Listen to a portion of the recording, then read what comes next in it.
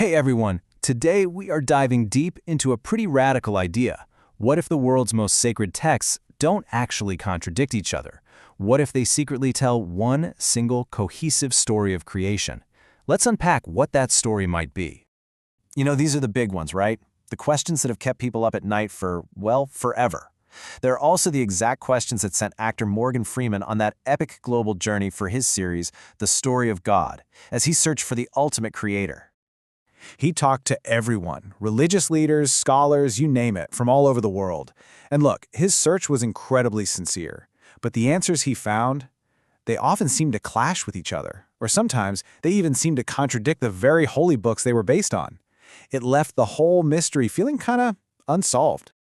Okay, so let's break down the specific puzzles he ran into. The sources we're digging into today really zoom in on these key moments where the answers he got just didn't seem to line up with the scriptures. So check this out, because this is a perfect example. After a conversation with a Vatican astronomer, Morgan Freeman came to the conclusion that God is formless, something beyond space and time. And yet, the book of Genesis flat out says God made mankind in our image, in our likeness. That really sounds like God has a form, right? It's a clear puzzle.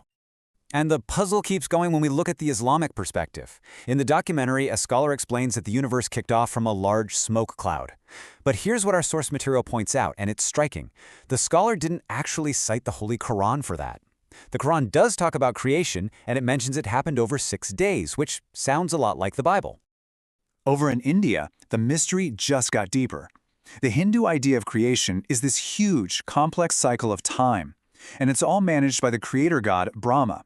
But the source we're looking at highlights a passage where Brahma himself tells his son that he doesn't know the ultimate origin story.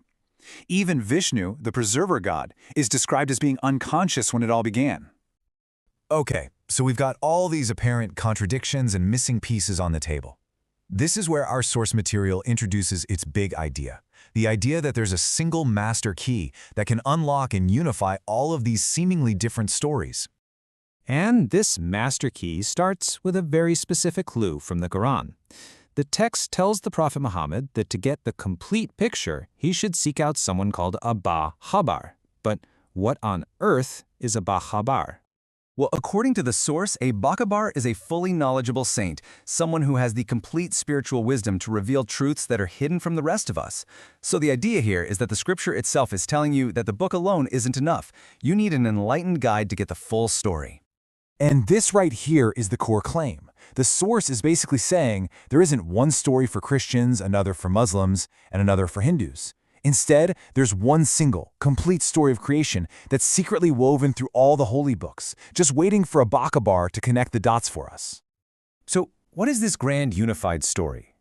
Let's dive in and unpack the narrative that's being presented here. Fair warning, it's a cosmic origin story that goes way deeper than what most of us have ever heard. All right, let's walk through this. According to this teaching, everything starts with a single supreme god, Kabir Dev, who lives in an eternal place called Satlok. Then, another being, called Brahm, wants his own kingdom. Now this next part is where we come in. Apparently, a whole bunch of souls, including us, chose to leave with him. So to make this new place a female form, Durga is created. Kal and Durga are then sent out to rule 21 temporary universes. But, and this is a big but, Kal is cursed to also be time and death. And the famous trinity we all know, Brahma, Vishnu, and Mahesh, they're just born to act as managers of these temporary realms. Now that is a wild and complex story, I know. But the source claims this whole narrative isn't new at all. It's actually the missing thread that ties all the different scriptures together. The whole argument is that if you keep this master key story in mind, all those contradictions that Morgan Freeman found just dissolve. And those really confusing verses in the holy books, they suddenly start to make perfect sense. And to show just how widespread this secret knowledge is supposed to be, the source gives us this incredible list. It's arguing that all these revered figures from totally different traditions, we're talking Sikh, Hindu, Sufi, Jewish, Islamic, all of them secretly met this one supreme god, Kabir Dev, and were given this exact same hidden knowledge. So let's see how this master key actually works on the scriptures. Remember that line from Genesis, "Let us make man"? Well, according to this teaching, that us isn't some big divine mystery. It's just Brahma, Vishnu, and Mahesh. Then you've got the claim that the Quran actually names the creator as Kabir. It even connects Adam, the first man in Abrahamic faiths, with the first great teacher of Jainism. And get this, it finds a name for this supreme god, Bandi Chad, the liberator, hiding in plain sight in the Hindu Rig Veda. Okay, so we have this unified theory, connecting clues from all these different faiths. But what does it all mean? Why does any of this matter in the real world? I know what a lot of you are probably thinking right now. This whole thing sounds, well, pretty fantastical, almost like a sci-fi plot. How does a story like this possibly fit into our modern scientific world? Well, the source material tackles that question head on, and it uses a really simple but kind of powerful analogy. It compares the power of a scientist to the power of a magician. Think about it like this. Science can absolutely create a plastic water bottle, but it takes factories, raw materials, a whole long process. A magician, or this idea of spiritual power, could theoretically make one appear instantly. Science works within the rules of our universe to explain what is. This spiritual teaching claims to be on a whole other level, explaining what is possible beyond the reality we know. So here's the bottom line. According to this source, the reason for all the confusion and all the contradictions is actually pretty simple.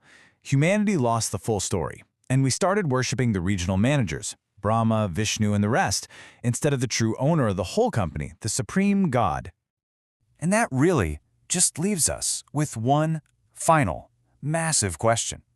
If any of this is accurate, if our most sacred texts from all around the world really do have a secret, unified message hidden inside them, what else about who we are, what our purpose is, and where we truly belong might we be missing?